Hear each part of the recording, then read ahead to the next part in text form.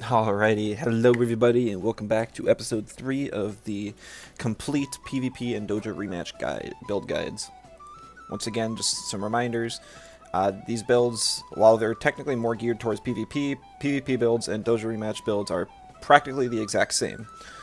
Secondary reminder, when I share codes for these teams, they're not meant to be played as they are.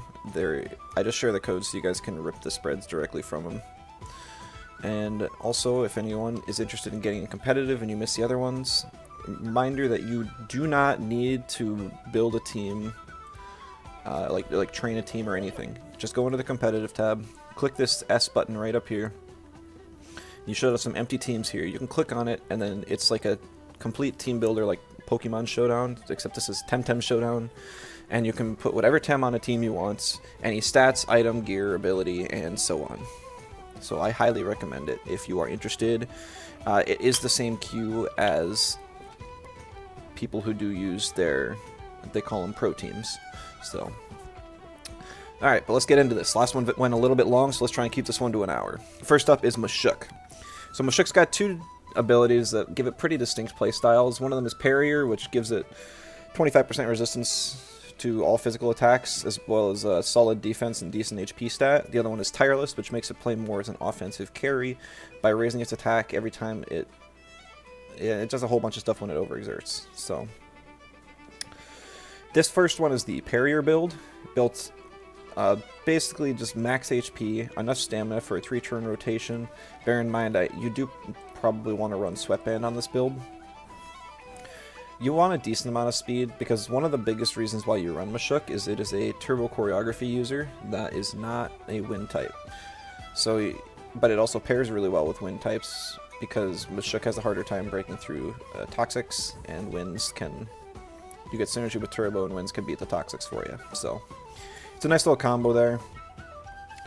So you put a little bit of speed so you can reach some breakpoints. So after one turbo choreography, even if it's not synergy, you are still able to outspeed a max speed Oshiara, which is decent, but not too much at speed investment.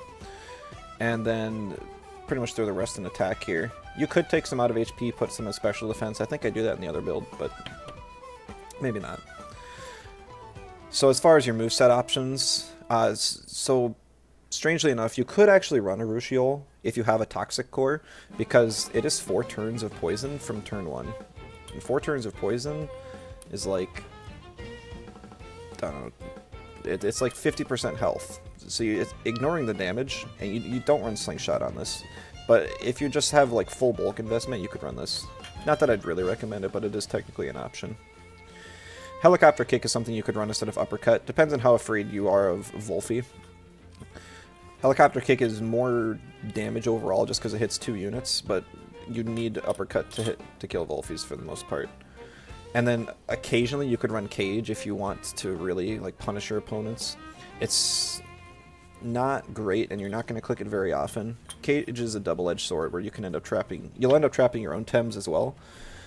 And it's just hard. It's a hard move to use correctly.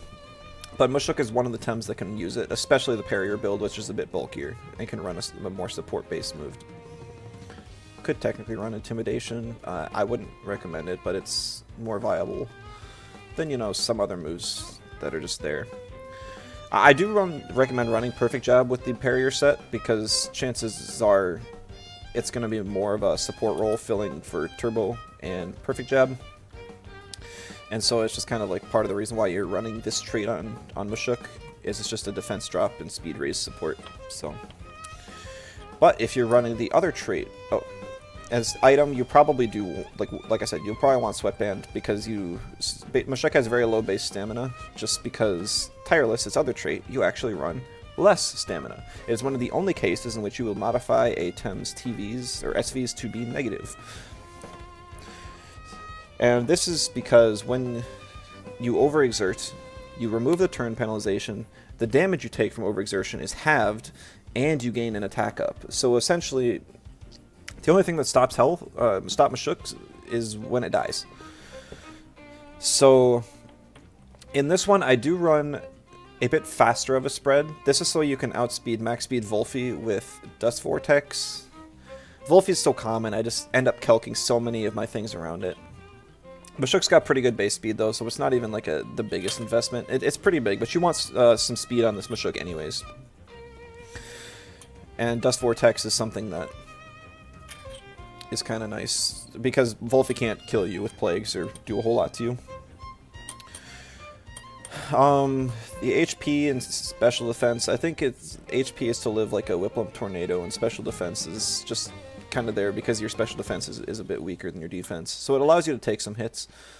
You could actually go with a build closer to the other one as well and still run Tireless. That is totally okay. You would just drop the stamina investment and probably put some more in special defense or attack. And then here's where I have the stamina scuff to, is to reach the value of 49. There's kind of like a little bit of play in like how many TVs you have, or SVs, if that's really what you want to do. But the goal is, if you click Wastewater twice in a row, you will overexert by exactly 1 stamina, which will give you the overexertion boost while taking the as minimal damage as possible. You could also do that with Wastewater and Turbo Choreography if it's not Synergy, but do watch out because Turbo's Synergy drops the stamina cost. You could drop this down to, I think it's 46, if you want to try and proc it off of a Wastewater into a Synergy Turbo as well. That is totally an option you could consider. I would tend to go towards the safer option. And then the move options are pretty much the same thing. Typically, if you're running a Tireless set, you're scaling offensively by gaining attack stacks, so you don't need Perfect Jab, and you would rather just have the both damage options here. But also, since you have more speed investment, you could justify technically Intimidation. I wouldn't ever run Cage here. And even Intimidation is like rough, because you want all 4 of these moves on Mashuk. Plain and simple. And then, as far as the item goes on Tireless, normally you want something that gives you a little bit more health sustain. Something like First Aid Kit, Nutrition Bar. Even Coat is kind of justifiable here, because then you can take some less damage from winds. And maybe you can live like 2 Feather Gatlings from something like a 2 Vine, and then win the matchup. But alright, next up is Mastion. So Mastion's got 2 really good traits. Solidifier makes its special water moves do physical damage, and not do physical damage. They still do special damage, but they use Mastion's attack. And the Pyromaniac just increases fire damage. So Mastion is the strongest fire-type nuker in the entire game, especially with this monstrous attack stat. I think it's the most in the game, but it might be Osakai. I always get the 2 mixed up. But anyways, I tend to enjoy the Solidifier set more, because Water Blade is such a good water move, and you're able to then pretty much get all your value out of water moves just by running this straight, and only 1 move slot. I do like to run Rage, just because when you have 2 like priority moves for both stabs, then you're able to get away with your defense drop more by just one-shotting opponents on the right team with the right allies.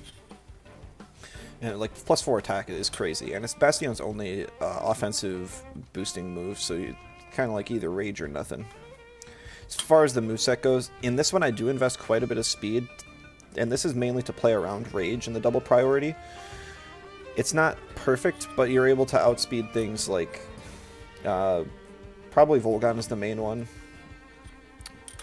but also like Hedgen if it uses a digital move on you and stuff like that. Stamina is just for 3-turn rotation.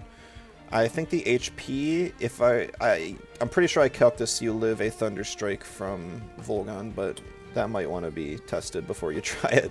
And then the rest is an attack. I wanted to give it a good amount of attack.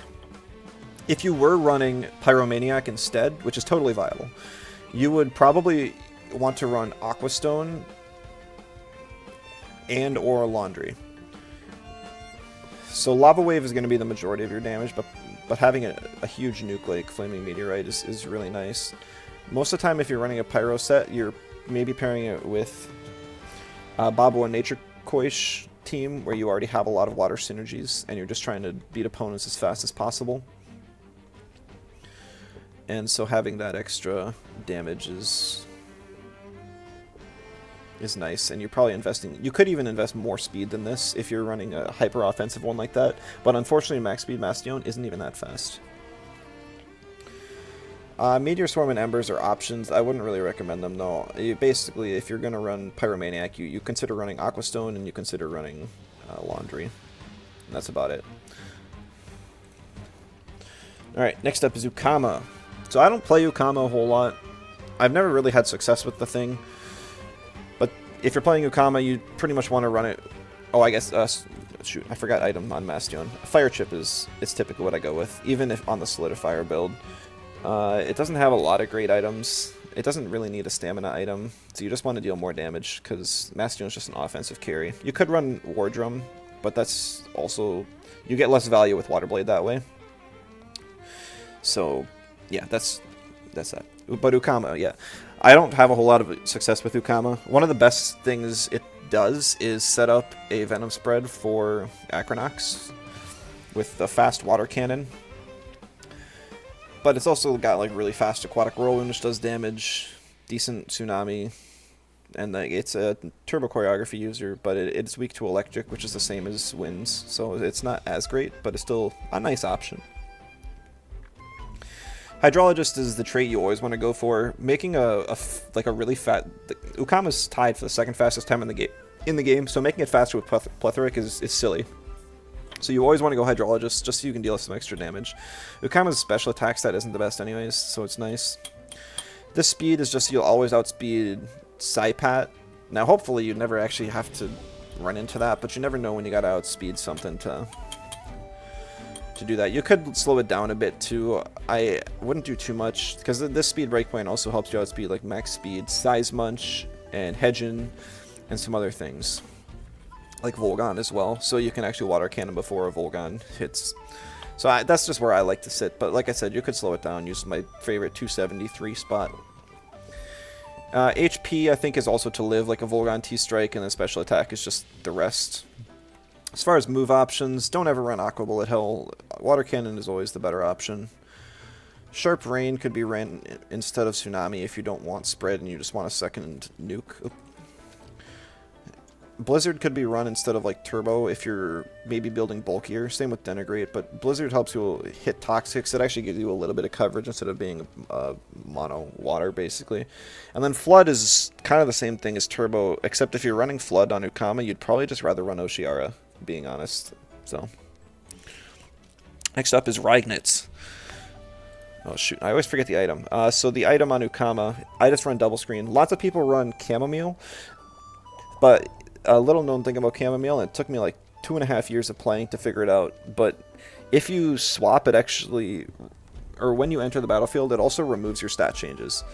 So if you use Turbo Choreography to get plus speed, and then you swap out, and you swap in, and your Chamomile procs, you lose that speed. So if you're running Camo, you don't want to be running Turbo, just so you know. You could run Flood still, or like Blizzard. I think Blizzard's the most common fourth move on Ukama, honestly. But yeah, just worth mentioning. Ragnet, I have Taser, but it also likes Chamomile and even like Bait and stuff. I just think Taser is such a strong item on anyone that can run it. It's probably the strongest gear in the entire game. It's just such a specific use of you have to be a physical electric attacker, and there's not a whole lot of those. So Ragnet's kind of interesting. It's like a damage support. So you usually want some amount of speed, because Ragnet has things that, you know, you got Prio with Electro Punch, Paizo, Turbine, and then you want to outspeed opponents with Hypno. If you're running Perfect Jab, you'll also want a Perfect Jab in front of your allies.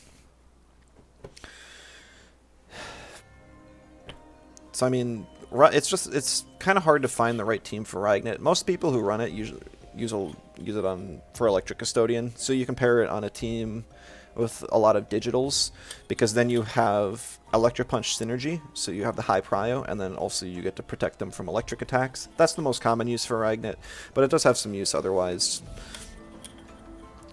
And if you don't have digitals, you probably don't want to run Electro Punch. Sparkling Bullet is good, but just don't expect to do as much damage. You probably would take out some attack investment if that's the case. Like, you could definitely run a more supporty focus set with Sparkling Bullet and Perfect Jab, and you'd probably even run more speed than this and take some out of attack. But for this case, I like more damage and a little bit less speed. because even max speed Ragnet isn't super fast, but it can be a huge pain. So the build, I think this is calced to survive like a Soil Steam from Madrid. Not that that's a specific matchup, but it's just a breakpoint to hit that allows Ragnet to survive like a reasonable hit on turn 1. And stamina is just for a 3-turn rotation. Speed, so 204 allows you to outspeed Psypat when you're using Prio. So Electro Punch or Paizo could be relevant, because Psypat's main damage is Nox Bomb, which is 2 Prio. And then the attack is just fill.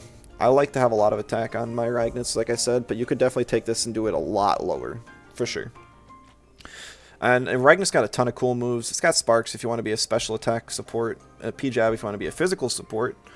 Tesla Prison, while it doesn't do much damage because of its low special attack stat, having some speed control does have its niche uses, and I've seen it before. Like I said, Sparkling Bullet's an alternative for Electro Punch if you don't have speed, or if you don't have Digitals on your team, and especially so if you do have neutrals.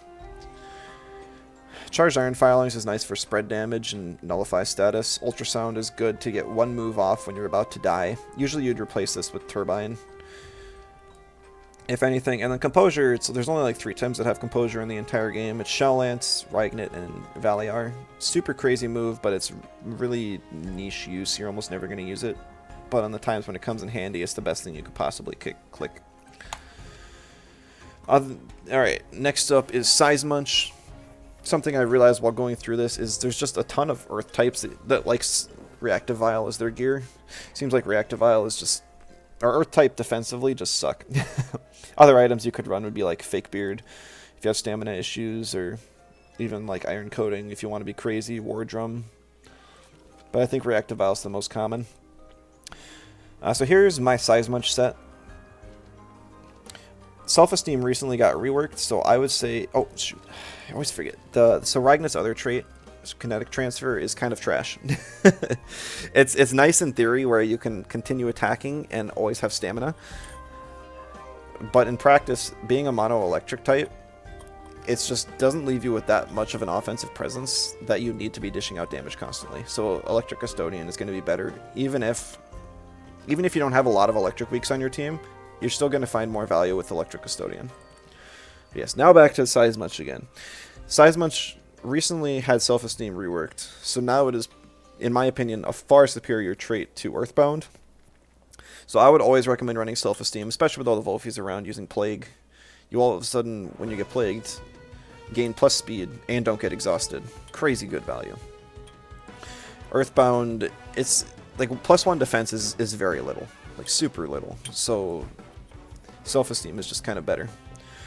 And because you get a speed boost, I like to reach 265 as my speed breakpoint, because then after +1, then you're able to outspeed Oshiara and Gialis and all those things with your prio options. The HP, I think, is enough to live...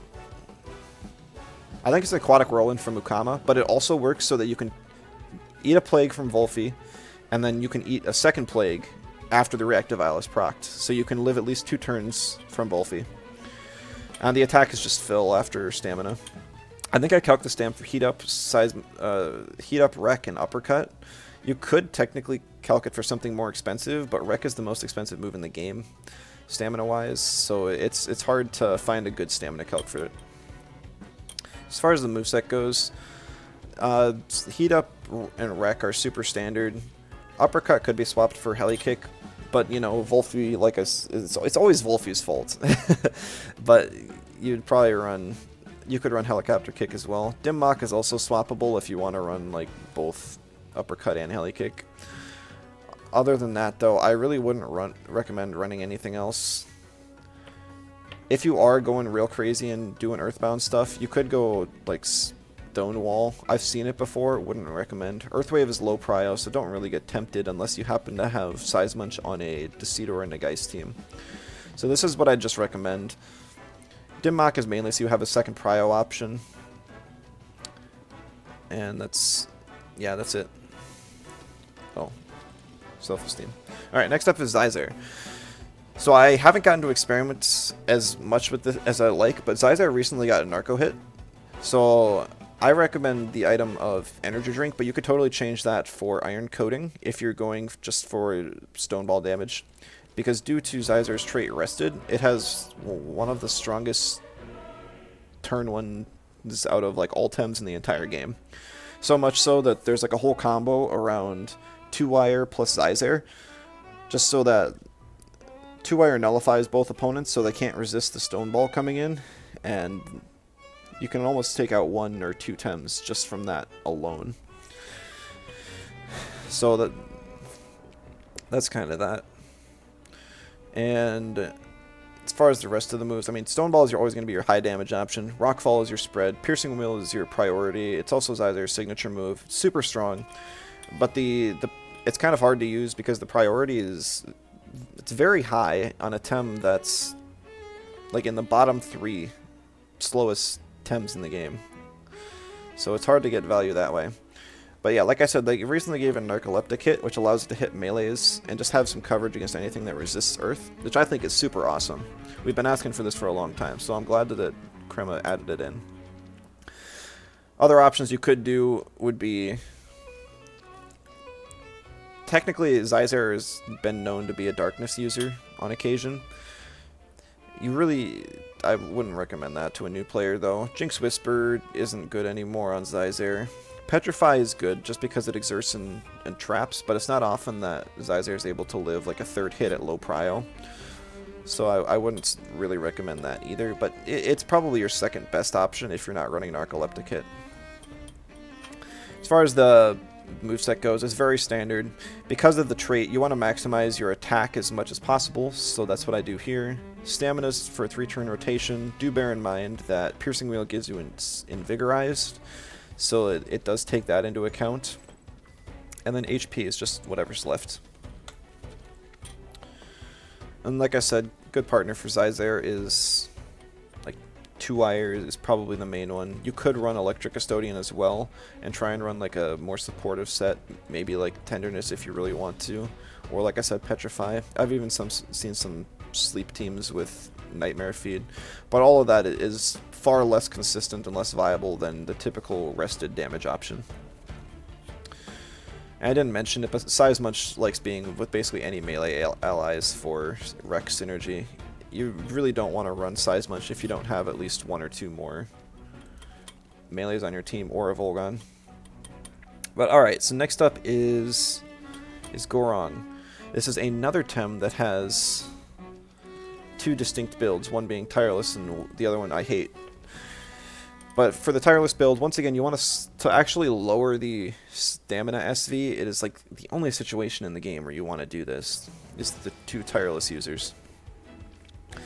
And I think this rotation is for like uppercut, hook kick, uppercut. I think that was it. Basically any 3 moves you use, as long as you mix hook kick in there, will overexert.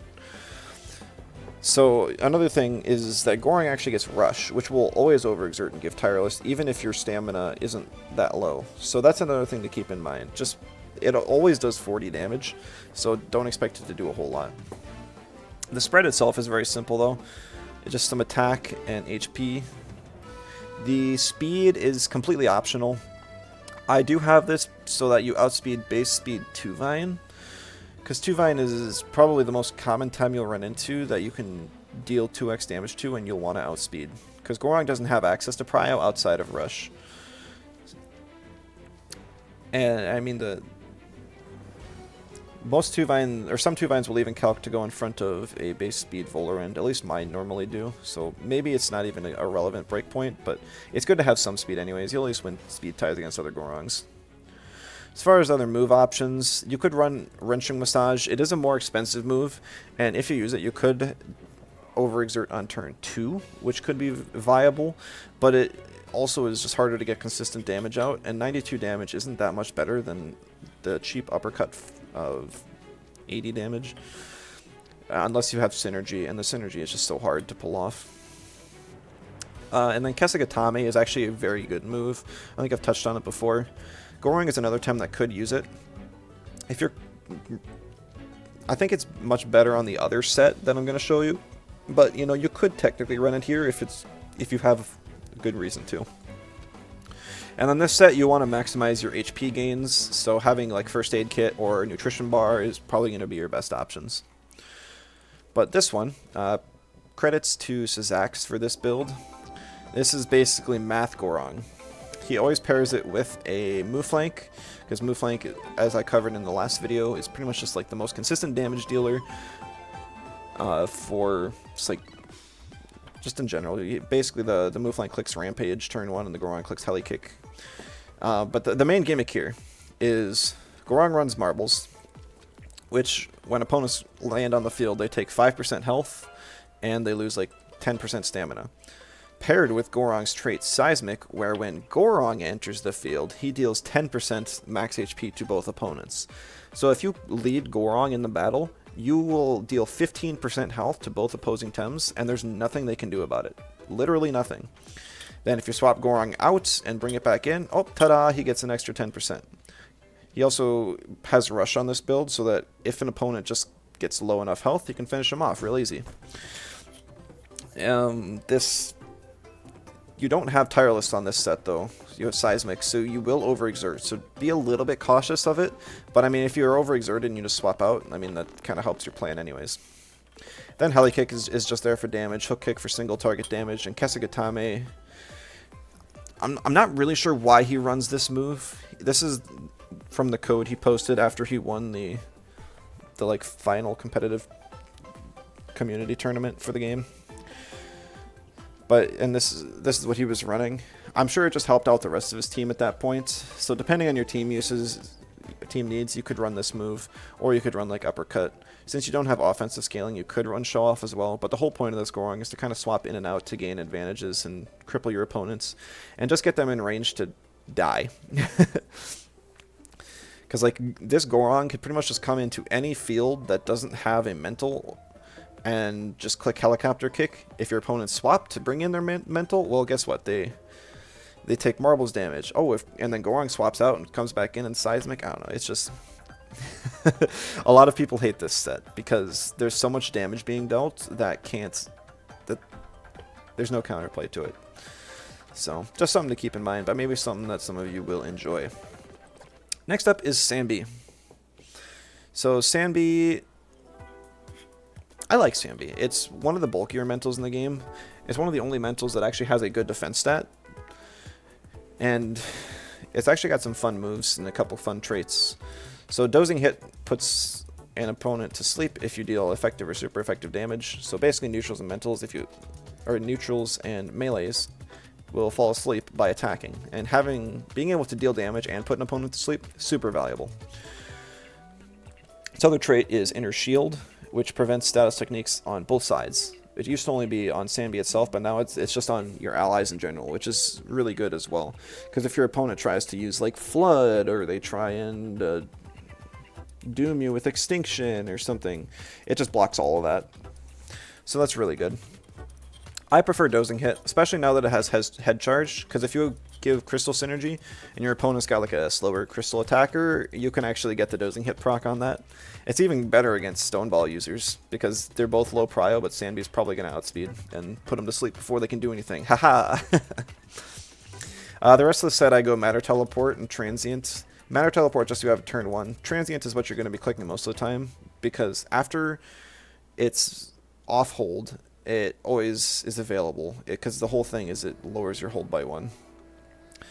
So but Matter Teleport is just like a high damage option and gives you the turn 1 offensive threat. But I mean, Sambi's got a lot of good moves you could swap out.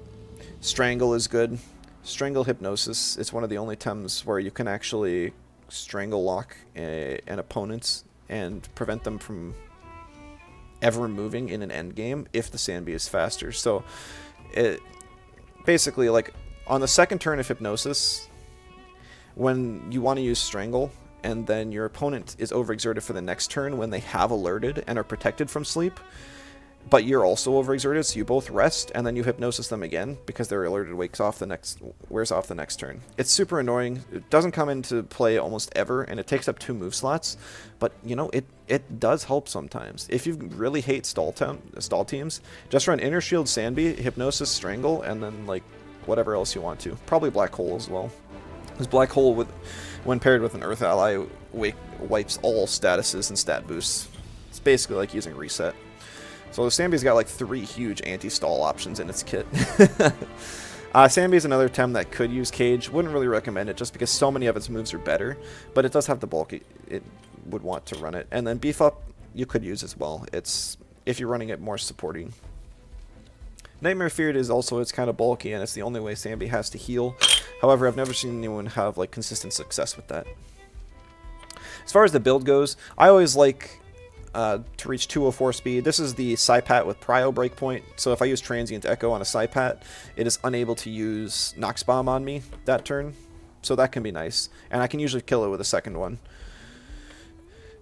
HP is maxed out. Stamina, I usually run Sweatband, but Fakebeard is also just as good. Allows you to use Matter Teleport more freely.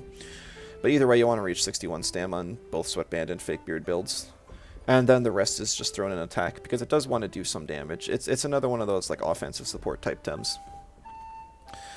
Doesn't really have any like specific allies, I would say. I think it's pretty splashable. If you just want a bulkier mental on your team, I would definitely recommend giving Sambi a try. And this is a pretty general set to do so as well. You could take speed out of it if you're not real afraid of Psypat. But it's also nice to just finish off some stuff like Volgon before it can use Thunderstrike and stuff. It's just a great speed break point to hit. Alright, that's it for the first team. Next up, we got Momo. Alright, so I mean, there's really 2 ways you can play Momo. You can either play it as a slower, bulkier version, where it will just melt through your opponent's tanky Tems, or you can play it as a fast build and just try and one-shot your opponent's glass cannons before they can move, because Momo's speed is very high. Problem is, it's also got good bulk that you can utilize as well. It's not really a problem, it's just kind of like, it doesn't have enough bulk where you can invest 0 HP and survive more, like a lot of things, but it's got just enough speed where if you run it with 0 speed, you can still outspeed the majority of Tems in the game that run 0 speed and punish them. I don't know. Basically, I'm just saying that you can run it with a lot of HP, or you can move the HP to speed instead, basically. So the big issue with Momo, besides it having like the smallest move pool of any fully evolved Tem outside of Mimit, is that it doesn't have a good turn 1 option. Because Double Edge, while it does do a ton of damage, well, if you don't kill, you'll give your opponent defense and special defense up. It's also low prio, so it's kind of tough to use. You won't be able to kill your opponents before they're able to deal damage to you. But if you're able to swap it in at the right time, you can get your hold off, Undermine, and Knockback, and then just use those back and forth to each other. Typically, you want to press Knockback when you can, or Undermine when you can, because Knockback deals, well, like you take recoil damage from using it, and you'd like to have your health stay higher so you can continue letting off hits. But this is kind of like the general moveset. Like I said, you can go to both builds. If you do want to swap out a move, I would recommend swapping out Refresh. You could go for Bark. Bark is the only prio move that Momo has. It's a really nice support move, but it kind of sucks to not click an attack move on Momo or something that raises your special attack, so I wouldn't recommend that too often. And if you're running like a stall Momo, I've seen it before, it used to be super strong. Shelter is really valuable, and you'd want to do that instead of Knockback, because you wouldn't want to be losing health if you're running a defensive set. As far as Momo's other trait, Snowstorm, this one takes a lot of like very specific team building. It's previously been paired with Oshiara, because Oshiara has turn 1 Tsunami. So if you lead with Momo and Oshiara, and you swap your Momo for a wind type and click Tsunami on Oshiara, chances are your opponents will be frozen for 2 turns, or they'll be forced to swap as well. That's the biggest use for this trait, but I have also been running it on a team with Psypat that some of you may have seen recently. I have some comp videos up with this patch where I've been running it on a team. But that's a very specific use, and you want to run Stab Master like 95% of the time. As far as item goes, if you're running a bulkier set, Nut Bar has historically been really good. I always recommend that. But of course, Resistance Badge, just to boost your neutral damage even further, is certainly viable. Next up is Kaurin, my least favorite Tem in the entire game. So it only slightly beats out my hatred for Volin. And that is because Kaurin is one of the only Tems in the game that can 1v5. It is a stall Tem where it has buffs to defense, sort of special defense, but it does lower your opponent's special attack, and it can doom. It also heals when it gets a kill, or just when a Tem dies on the field, which includes your opponents, your allies, basically anything. So you can strategically heal by sacking your allies, and if you have, or if your opponents die at any point on the field, then they will heal you as well. So I don't have because I hate this Tem so much, I do tend to avoid it. I tried to come up with a build that was pretty good, but I am not a stall player by nature, so somebody might correct me on this. As far as I understand, you do want some special attack investment on your tank Kaurin nowadays. I forget what I calced this for. I think it was like a 3-shot on something that you would run into neutrally and want to kill with Soil Steam. Do not use this as a reason to click Soil Steam a lot. If you're running Kaurin, you really want to try and find space to use Stonewall and Roar and cripple your opponents and raise your own defenses. That is the goal of Kaurin. And then eventually, once your opponents are crippled enough, or you find a good opportunity, you can use Psychosis to put them on a Doom timer. Psychosis is the way that Kaurin kills enemies. Most teams do not have adequate Doom checks just because it's a very particular playstyle. So Kaurin's able to ruin a lot of teams that way.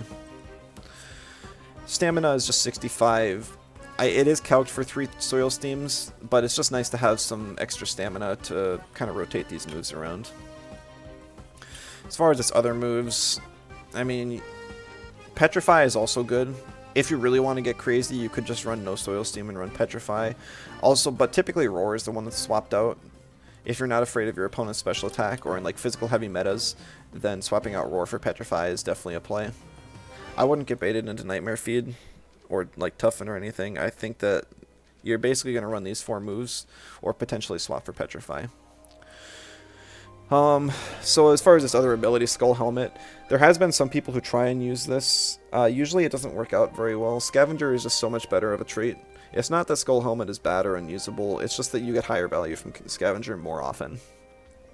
And also, if you do want to play an offensive Kaurin, you technically can. Your moveset would be something like Soil Steam, Sludge Gift, Petrify, and probably Sandstorm. It doesn't have a whole lot of offensive options, but it is like decently fast, and the special attack stat isn't bad. You would probably just run... man, I don't even know. I would probably just run 200 some speed, enough so that you can outspeed a Volgon with Sludge Gift, which I think would be 202, basically. I would probably still max HP, reach 65 stamina, and throw the rest in special attack, if you really want to do that. As far as item goes, the stall one, you definitely want to run Reactive Vial. You could run Mom's Lunch as well, Nutrition Bar, but getting the space that Reactive Vial offers is very valuable, so I wouldn't pass that up. Okay, we are super behind on time, but that's fine. I just try and make them shorter for you guys, but I'm sure nobody's complaining about having too much information in these guides. Alright, next up is Cernif. So Cernif recently got head charged. It was my suggestion. Thank you, Crema. I appreciate you. But Cernif is weird. I like the Tem, but it's what people call like not very interactive, because the playstyle of Cernif actually encourages you doing less than you would on a normal Tem. And what do I mean by that? Well, basically Cernif's trying to get settling stacks. So it spams Revitalize, Gaia, and potentially Bush on some builds just to buy time for that to stack up. So you pretty much sit on the field just spamming heals for like, I don't know, I guess it would be 16 turns to get max attack, and then you start attacking with +8 Water Cutting Lily. It's a really strange playstyle that nobody else in the game really does. And that's not to say you can't build an offensive Cernif either, but that's typically the build that Cernif goes. I haven't played it before, but I tried to create a build that I assume would work. The biggest problem with CERN has been stamina. You could run a stamina item on it, but I think nowadays Tukma Mask is so valuable. Because the biggest reason why CERN would die is due to the true damage from Toxic Ticks. So being able to avoid those completely makes CERN like even harder to kill than they already are. But this stamina allows you to, I think, revitalize Water Cutting, revitalize Gaia, which I think is a decent rotation. But also, I could have miscalculated that. No, that sounds about right. So that's just kind of like your sustain combo, and then you probably aren't able to click Gaia as easily late game, but that's okay. Once you've already got the settling stacks, you just want to be clicking damage options. The speed, you could drop the speed for sure. You could put it into attack or even more special defense if you want. I like having some amount of speed. This is once again the Saipat breakpoints. You never know when you'll need to outspeed something that is dealing a lot of damage to you. Especially with Water Cutting Lily having synergy prio, it can be nice. The special defense, I don't know. I don't think this was calced for anything. It's just kind of a decent amount of special defense, and then the rest is just an attack. Because you could go less attack, but you're gaining stat boosts. You're not gaining direct damage. So you do kind of want to. You want to have some base attack so that when you're +8, you're able to do decent damage. Because CERN's got super low base attack. It's really bad. So you just want to invest in that even a little bit. Because even 204 is bad. As far as the moves go, I would recommend this. Head Charge allows you to hit those Tems that resist nature with like a hard-hitting move that's also cheap, and it also gives you a way to raise your defense as well, which can be nice when you're stacking up buffs and just trying to survive for your settling stacks.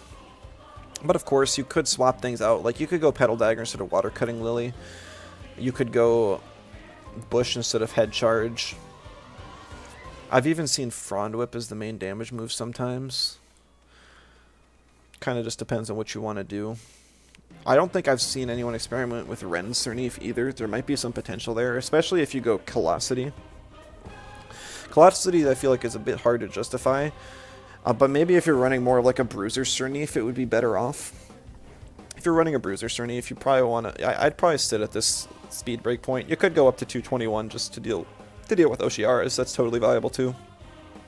You would drop the special defense invest. You'd probably go max attack, just because Cernif needs to do as much damage as possible if that's your goal for it. I'd probably still run Head Charge, and I would also consider running Double Kick for prio. But I mean, if you're running Cernif, this is really going to be your goal. It's just, if you use offensive Cernif, it's going to feel bad far more often than not. And I mean, if you really don't want to run Tukma Mask, like I said, Sweatband, maybe even Fakebeard. But okay, next up we have Nox Ladle. I got two builds for this one again. I know it's a fan favorite for a lot of people, and it also has two pretty distinct playstyles, so I figured splitting out the builds would be good. This first one is the kind of standard trance build. So this one, you basically just want a madness buff, and then as soon as your opponents get you low, you'll fall into trance, and you gain even more health and more damage. So it's super strong. It's basically turns you into a special wall. Nox Ladle doesn't have great natural special defense, so you do gotta invest somewhat heavily in it, but because you're getting a lot of special attack raise from madness buff, it's okay to invest less in special attack. Now, you're not always going to have the space to madness buff, but you want to try and create that space with this build. That's what you want to do. You can get away with no speed because you're meant to be super tanky, although having speed isn't the bad thing. And Nox's moves are cheap. You can get away with just reaching 61 stam. As far as the moveset goes, the only one you'd really swap out would be like Narcoleptic Hit. You could technically run Hallucination instead of Virulent Gust as well if you got a mental synergy team, but I just don't think that's worth it anymore. Now that Hallucination is nerfed down to 85 damage. But Narco Hit could be swapped for Horror, as Horror does special attack damage now, even if the target isn't asleep. Like, don't force yourself to sleep if you use this move on Nox. It's just meant to have a 90 base power thing that it can hit Toxic Resist with. And I mean, technically you can run some other stuff like Turbo and Pollution, but I think those would be better off using, if for the other build that I'm going to show you. For this one, typically Narcoleptic Hit is nice because it allows you to still have that coverage move. Even if you don't have attack investment, it still does some damage. But the big thing is it allows you to sleep with Pillow, because you gain health from falling asleep with Trance. Then every time you use Narcoleptic Hit, you also gain health because of Pillow. So it's just nice to have. It basically gives you a recovery move. It may be small, and you may fall asleep afterwards, but it's something. But now the other moveset. Oh, and I guess the other item you could use on this set is First Aid Kit instead of Pillow. And if you're running First Aid Kit, you want to run Horror over Narcoleptic for sure. But this other set is the one that I prefer. It is the like pain in the butt support Nox, and it's using its Toxic Skin trait. So the trait doesn't really matter. It's just that you're not doing damage with this build, so it's nice to get some free toxic ticks. So the whole thing here is that you want to click Turbo Choreography. This is the turbo breakpoint of 190. And then after that, you're able to outspeed your opponents, put them to sleep, and then you use Pollution. So Pollution does not wake an opponent up until they take the poison tick damage. Just so you can actually Hypnosis one turn, and then the next turn Pollution, and they'll stay asleep. And it's super nice. Pollution is a huge crippling move. That's why it's on 3 hold. But it deals just as much as Nidrasil with Tri-Apothecary Allergic Spread. Just like 75% true damage to both opponents. And it decreases their stamina by 35%. So they end up having to waste turns and just kind of let the poison tick down. And the whole thing, and because it's only 2, or it is 2 prio, you can do that ahead of them and make your opponents overexert. I'd say it's more valuable than even like an exhaust move like Plague. So these are 3 of the core moves, but you can just have Virulent Gust there for some damage option. You could run Toxic Ink as well, just because you're not investing in your special attack, and Toxic Ink gives you poison ticks. It just kind of conflicts with Pollution, so it's not exactly a great synergy with the trait or in the moveset, but you know, it's an option. You could also just run Acid Reflex if you're real confident that you're not going to need to click damage real often, but this is what I'd recommend. Alright, next up is Guldur. Very similar Tem to Nox. Lots of people compared these two for a long time, despite being pretty different. Or maybe that's just me that compared them, just because they're 2 monotoxics. But anyways, Guldur's kind of weird. They tried to make him into a special attacker by giving him stuff like Rotten Goo and Venom Spread, Madness Buff. But in the end, he's really just kind of a slow, tanky guy. You do not want to click Madness Buff on Guldur, I would say. I know the special defense is super tempting, but the thing is that you don't want to lose 25% of your health. Guldur has the highest HP in the game by a long shot, and you're only dealing more damage to yourself by clicking this move. So unless you're doing like a meme spread, I wouldn't recommend it. In general, this is probably the moveset you're going to go with. Toxic Ink, even though you're using your weaker attack stat, you can invest a little bit in it. Just for the poison ticks, though. Bamboozle is great support, and then Pollution and Paralyzing Poison are 2 super awesome crippling moves. You're just using them a bit slower than Nox. Rather than using your speed options, you're using your tankiness.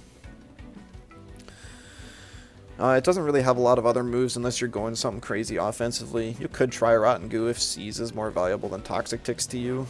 You could go Beef Up instead of like Bamboozle if offensive scaling is more important than protection. You could do it instead of Paralyzing Poison or Pollution as well. You could even technically go Slime, though I wouldn't really recommend it. And if you are really afraid of getting walled by Toxics, Harmful Lick is also another option instead of something.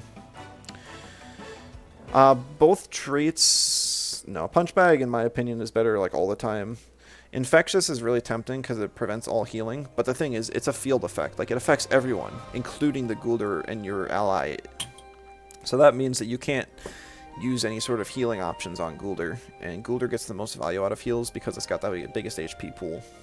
So, it's really sad that that's kind of the case, but you know, it's a decent option if healing is something you're really afraid of. The problem is that healing has just never been good enough to justify this. So Punch Bag just effectively giving you another resist ends up being better. As far as the build, just max out the HP, split the defenses, enough in stamina to be on the field for a while. I think I have a 4-turn rotation built into this, just because Ghoulder's super tanky and it ends up wanting to click off its bigger moves here. And then I just split the defenses, and then a little bit of attack invest. It's not super necessary for the attack invest. I don't even know if you need this much defensively, but Ghoulder is weird. He's always kind of been like a C or D tier Tem. So, but this is me trying to make as much use out of him as I can. Though, truth be told, I haven't really used Ghoulder much, just because he's not that interesting to me, despite being a goofy little guy. So maybe that build just kind of sucks. As far as the item goes, I like the Ebolo, just because the guy gets ignored a lot, so it's pretty easy to activate on your ally. Just be careful, you can't run this with Infectious. The other item is actually Coat, because he's only got 1 weakness, and then you're able to kind of reduce the amount you take from that weakness. You could run like Double Screen or Heavy Armor as well, but I think that I prefer Diabolo, so that one's up to you. Alright, next up is Volin, my second least favorite Tem in the game. So Volin is super oppressive right now. It's purely because of its typing. It has like the best defensive typing in the game, having like, what was it, four resists: water, nature, toxic, and earth. And it's only got 1 weakness of electric, so it's just crazy good. It's also got one of the higher special defenses in the game, as well as a trait that scales its special defense as it deals damage, so it's just free value. I think this Tem's kit is extremely overloaded. But regardless, I know a lot of you guys like it, and I'm not afraid to cover it. So this is the Anerobic set. I do have a secondary set for Aerobic, because they do play differently. So this one is normally a Volin that stays on the field for a long time. Just kind of counters its opponents. It's a great pivot. It just stacks up its special defense raises as it goes on, and by dealing damage. You can scale offensively with Beef Up, and you can cripple your opponents a little bit with Toxic Plume. These moves are kind of the ones you'll always want to run. They made it so that Toxic Spores doesn't give you Anerobic boost anymore. So the only thing you would even consider it would be Hyperkinetic Strike if you really, really, really want Prio. You'd probably drop Toxic Plume for that. But I think Toxic Plume, with the potential to drop attack if you happen to run crystals, and also just the toxic ticks in general, are going to be more valuable. Plus it's a spread option. So I would run these 4 moves. Max out HP, put a little bit in defense because the defenses are pretty lopsided, and then the rest in attack. You could argue for more attack, because Volin's base attack is almost as bad as CERN's, but not quite as bad. You could even put some speed in it as well. A lot of people, at least people like that have a lot of experience in the game and know how annoying this Tem is, probably spec for beating base speed Volin, so you could put a little bit of speed in that just to throw people off as well. 61 stamina is assuming that you have like a sweatband or a stamina item, because one of the only things that stops Volin is it needing to swap out. But if you're able to just run sweatband, you can stay on the field even longer. And like I said, the main plan for this Tem is just spam Nox Bomb whenever you have an opportunity to, gain your special defense raises, and use Beef Up when you don't need to deal damage, because then that'll make you more of an offensive threat. Because Volin's not going to hit something it doesn't have super effective damage against very hard. It just won't. It does have type advantage against like 3 types, which is nice. But in general, it's just not going to be hitting real hard. So getting beef ups where you can really help. And just, it's not real popular anymore, but technically another item you could run instead of Sweatband would be Strange Vest. I haven't covered this item yet. It's one of the only Tems that could run it. It swaps your physical defense and your special defense. So instead of having a super bulky special defense, you could have a super bulky physical defense. And one of the main teams this helps against is a Perfect Jab team, Because if your opponents lower your defense, it instead actually lowers your special defense, and they're not lowering your insane physical defense. So in a super physical heavy meta, you may want to try and run that, but the most metas are very split damage types, so I wouldn't recommend that right now, and just run Sweatband. Alright, and then the Aerobic build. This one I really haven't run before. I've run Anerobic a few times despite not wanting to. So here's my attempt at the build. I know that you're going to want Wind Burst and Hyperkinetic Strike and V-Gusts. I mean, these are probably the moves you want. I really can't think of anything else you would really run. You don't want your Beef Up or anything here. I think I've seen Blizzard once or twice just because it's nice to have a high damage wind move. Because Hyperkinetic, before it gets speed boost, just doesn't really do that much damage. But then it's low prio, and it's kind of going against what Volin wants to do. But this build is more glass cannon-y. Volin is actually very tanky naturally, so it can live pretty much any attack with its natural bulk, aside from it taking damage from Aerobic, or lowering its special defense. So I didn't invest anything defensively. I reached 273 speed. You could go down to 265. I like 273 just because it allows you to outspeed stuff like Nesla and get some damage off before you would take a hit from that. And then I just put as much special attack as I can after stamina.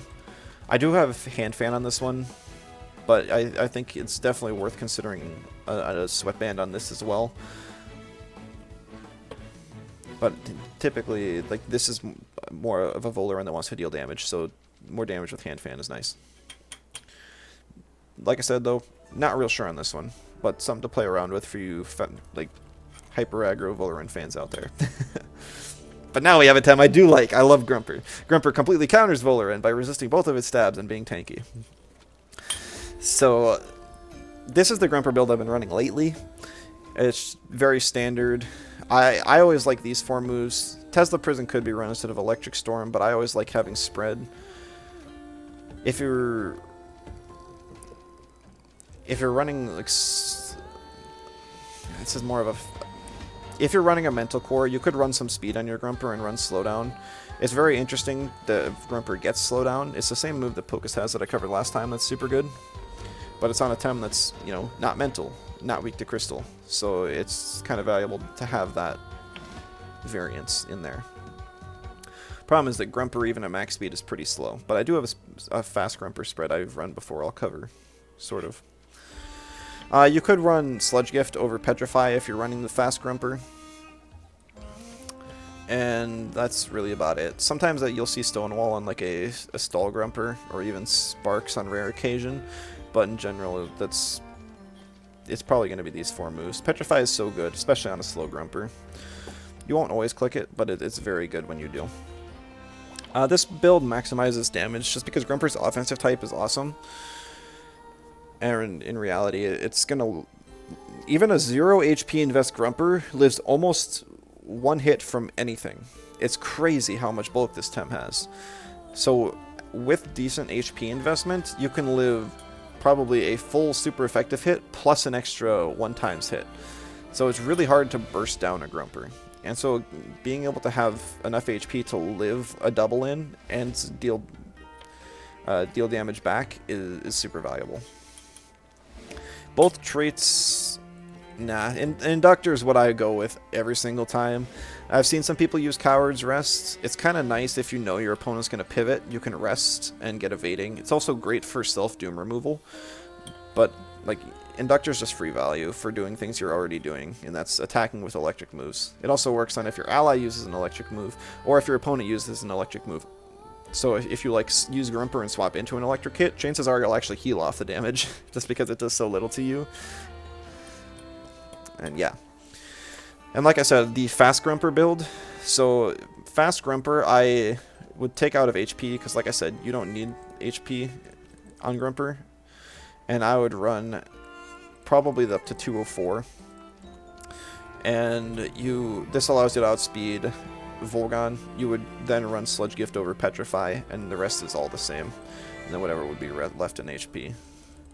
But that's not really necessary here. But something to think about. Grumper is like it's like I said, it's really bad defensively, but it's super good offensively. It's a fun time to run. I can recommend. As far as item goes, if you're running the slow version, Chamomile is really good. Bait is also like one of my favorite items to run on it. Basically, both of them give you some sort of protection against statuses. Bait gives you Invigorized. Chamomile works more than once and wipes your stat debuffs, because it's not uncommon for a Grumper to get perfect jabbed, and then that puts it in range to die to one other hit. Things like that. Alright, next up is Gazuma. So Gazuma... you know, like, Gazuma's quite possibly my favorite design in the game. At least it's like model, but I am not a fan of its playstyle. Gazuma is basically speed control as a Tem. The thing has Tesla Prison to lower speed, has Turbo Choreography to raise speed, it's got Nimble to raise speed, it's got Turbocharge to raise speed, it's got Electromagnetism to lower speed, it's got Fast Charge as an ability to raise speed. Like, if you want do it all, everything, speed control Tem, Gazuma's your go-to. It doesn't do a whole lot of wind damage. They took away Tornado from it and gave it Hurricane. Gazuma likes being next to digitals anyways, so it's not the worst thing, and it's a good nerf to it, but it's still, it means that you can kind of put a Toxic in front of Gazuma. So having bait in front of it, or bait on it, is nice, especially when you're running Receptive, because then you get 3 turns of immunity to Toxic ticks and stuff, and it can win you Toxic matchups just because of that. The build looks a little weird. Gazuma's got really badly lopsided defenses again, so I just invest some in defense and HP. This is to live Crystal Plume Gatling from Chimerian. 265 is the breakpoint where you can outspeed Oshiara and all those 100 base speed Tems after 1 speed drop or speed raise. So if you Tesla Prison in Oshiara, you can do it again before it can hit you. So that's why I like 265. You could run it a little bit faster, so you can outspeed the 273 Tems that I've all built for. That's definitely possible. 65 is just to give it a 3-turn rotation and the rest in special attack, because it does want to be somewhat of an offensive threat, because if it just sits there raising speed, then there's other options. But the fact that it can do damage is nice as well. And it's got Electric Storm for solid damage, and Tesla Prison, as you're lowering speed, you can deal damage. So yeah, and the trait, it really depends. If you're running digitals, Fast Charge is great. But if you're not, Receptive is totally fine. There's, if you're running Fast Charge, you probably don't want to run Bait, you probably want to run Marbles or something. You could even run Proxy Kit, which doesn't see a whole lot of use. But I think there's definitely potential on it for something like Gazuma. Also, one of the better known Gazuma builds is to have an ally Arachnite paired with Fast Charge. So then the Arachnite, when it comes on the field, gets the speed boost, and then you use Sparks on the Arachnite to intentionally change its typing with Adaptive and give it a special attack boost. So then it's +1 speed and +2 special attack on the Arachnite because of its trait itself. That's kind of been a fun thing. So Sparks is another option you could run instead of something like Electric Storm on Gazuma. It's about the only thing I'd really consider, though. You could run Electromagnetism. Turbocharge hasn't seen much play since its rework, but I think it's a pretty good move as well in the right situation. Okay, Oshiara. A top tier Tem for a long time now. It did lose Water Blade a long time ago, so High Pressure Water is a move that you... Well, I always jump around. I should have like a specific pattern for this. Sorry for everyone. Alright, so Oshiara, you're going to want to run Hurry Wart pretty much all the time. I would never... There's not a single game where I would recommend running Hydrologist. Hurry Wart is way too high value of a trait, especially on a Tem like Oshiara. So, turn 1 you Tsunami, turn 2 you Serbatios. Oh, somebody picked a better lead into you. Well, you just swap out Oshiara, and the next time you turn 1 Serbatios. Basically, that's how you play Oshiara. If your opponents are faster than you and you need some speed control, you can Flood. If you're not afraid of getting outsped, run High Pressure Water instead.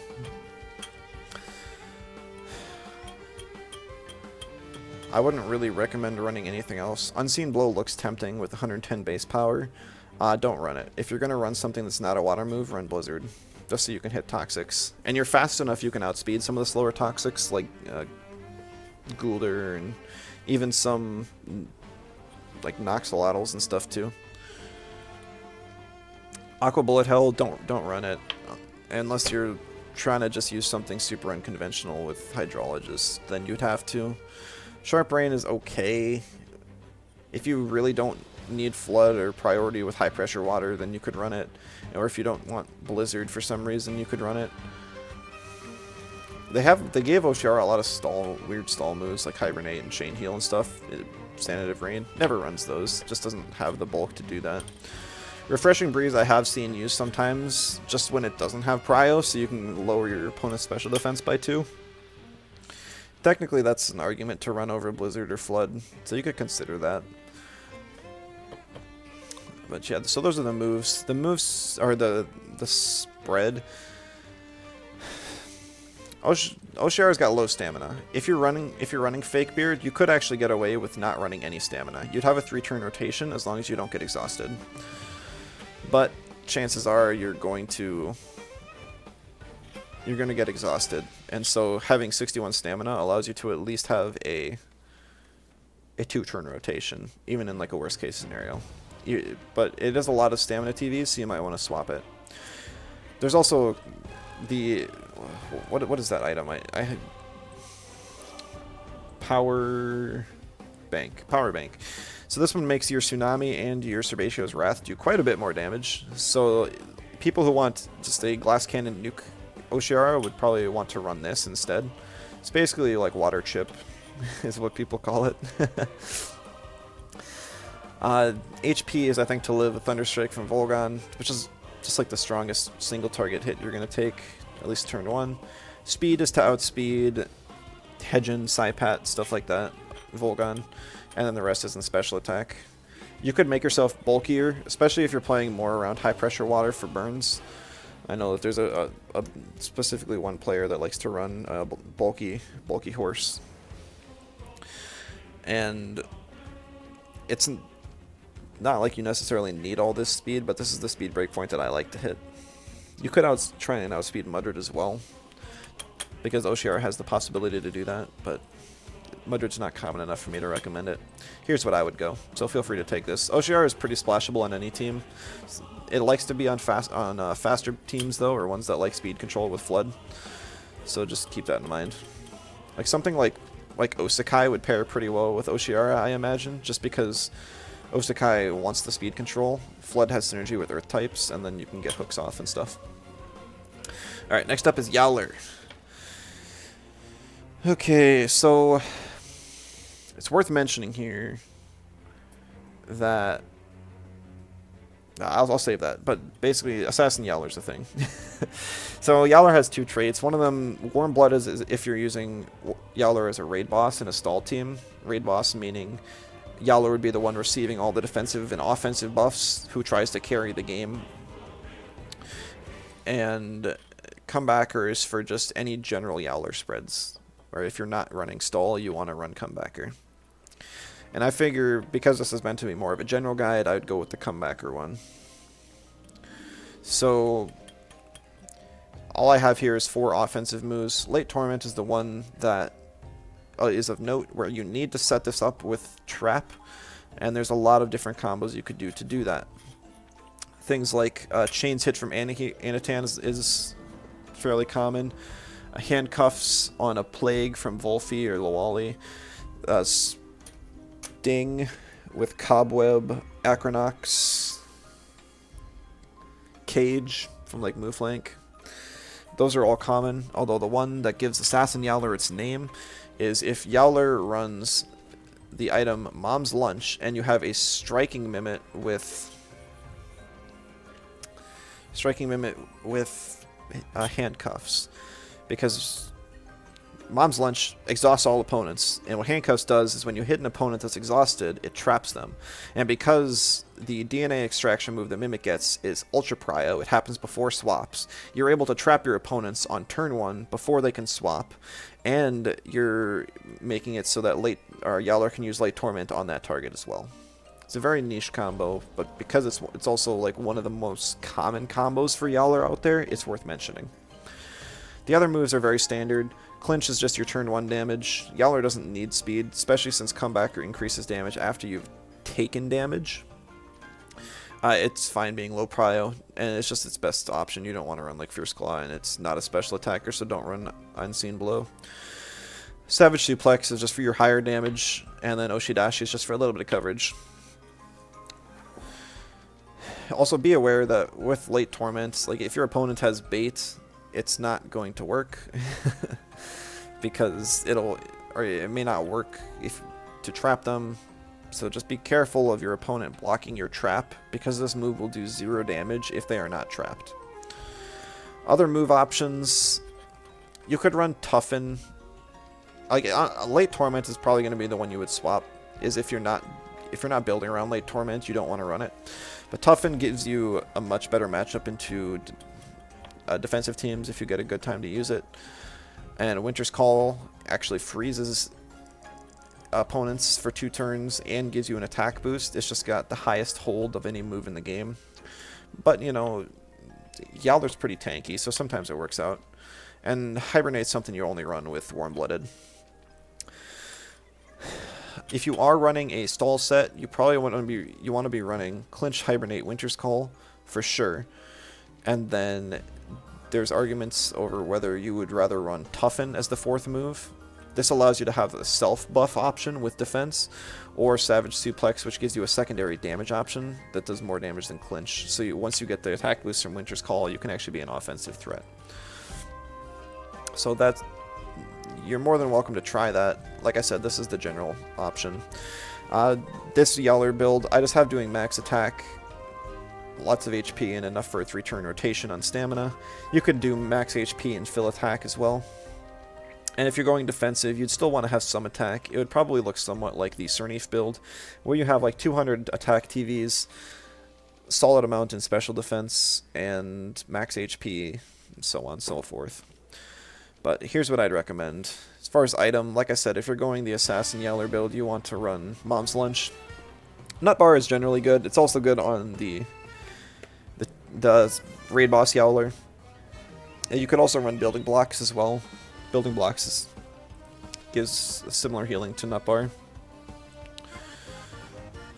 I don't think you'd really rather run anything else. You don't want to run Res Badge on Yowler. It's just not a good user of it. You could. It's not a bad item. It's just like there's better ones out there. Okay, next up is Gario. So Gario's fun. I'm just gonna go out and say it. That Gario is pretty much locked into Gravel Bag as its item, because it's only got Soil Steam for a turn 1 Earth option. If you don't run Gravel Bag, you're sacrificing your turn 1 Earth option, but you could run like Earthbreaker, so after turn 1 you'd have Earth moves. But the whole thing with Gario is it's really good to counter stuff, because like let's say your opponent has a squishy electric, like let's just say Volgon. Your opponent brings Volgon and like Volfeet to scare off your Gario. Well, thing is that Gario has Autotomy, which gives it evading, so the Volfeet can't actually plague, and so you can still hit the Volgon, so it forces the Volgon to swap. And I mean, this works in any situation. Gario is awesome at dealing with things like digital cores, Hellfire cores. Even if it's not on your team for a specific reason, it's just so good in general. Like, this is, like, in my opinion, the best, like, earth, water, splashable Tem. At least on a bulkier team. But Gario is also one of the only Tems in the game that you can run on a fast team as a slow Tem. It's like one of the slowest Tem you can run on a fast team, basically. And that's just because of its ability to take a free hit with Autotomy. And because it gets so much value from this trait, I would never recommend running Marathonist, and always run Autotomy. So it's pretty much locked into a trait and an item, which kind of means that Gario's playstyle isn't the most fun, but it's got some play in its moveset. Soil Steam and Cold Geyser, probably Rockfall as well, they're going to be your core moves, but the fourth option, you can run Water Jet instead. If you want to do some freeze shenanigans, you can freeze a couple things that are slower than you with Cold Geyser and Water Jet sort of stuff. Earthbreaker is my favorite move in the game just because it's so fun. You can definitely run that. Flood is for speed control. Aquastone if you're running other Earths and you want a higher damage option. You could even run Ice Cubes if you want some priority. And then I have Laundry here just because it gives you more consistent prio as well as some utility with wiping stat changes and statuses. As far as the build goes, I have the Gario with a little bit of speed. This is to outspeed base speed Scaravolt because you don't want to have to take a Thunder Strike when you can one-shot the Scaravolt. So it's just to outspeed that. It also helps you outspeed stuff like Tyrannex. Sometimes Tyrannex will invest a little bit of speed, and even things like Magmut and Rolder. So Gario likes to have just this little bit of speed. Stamina is just for a 3-turn rotation, nice and easy. If you do run Earthbreaker, you will need a little bit more for a 3-turn rotation, just be aware of that. The HP and special defense is enough so that you can live a max special attack Volfi Plague. Volfi is common enough, I'd say it's worth doing. And it's nice to have General Bulk anyways. Gario's a chonky little guy. Oh yeah. Like I said, you can run Gario on pretty much any team. There's no team that doesn't appreciate Gario unless it's already got a nature weakness. Just one thing to be aware of is if your opponent... drill is revealed at the start of a turn. Just watch to see if your opponent has Drill. And also, if your opponent has 2 fast things and has a Plague that's stronger than Volfi, then your Gario can get one-shot. It is super weak to nature. It can't even touch natures or even waters offensively. So that's kind of the disadvantage to Gario. It's not like all-powerful. It's weak to 2 types. Super bad. Okay, last one for today. This one's definitely gone over time. Oh yeah, Broccolum, another one of my favorite Tems, or at least it used to be. And now it is, in my opinion, like one of the worst Tems in the game. Controversial opinion, I think Camouflage is better than Strong Liver. It just recently got Strong Liver in the last patch, and I just don't think it compares to how good Camouflage is. Camouflage practically makes you... It gives you an advantage against half the Tems in the game, being that they are physical attackers, while Strong Liver only helps against one type. Despite it making your defensive type significantly better, I just think it's better to go Camouflage, but this one's completely up to you. It doesn't really change the build or the moveset at all, so feel free to play around with both. Broccolum, this moveset is just kind of like a bruiser.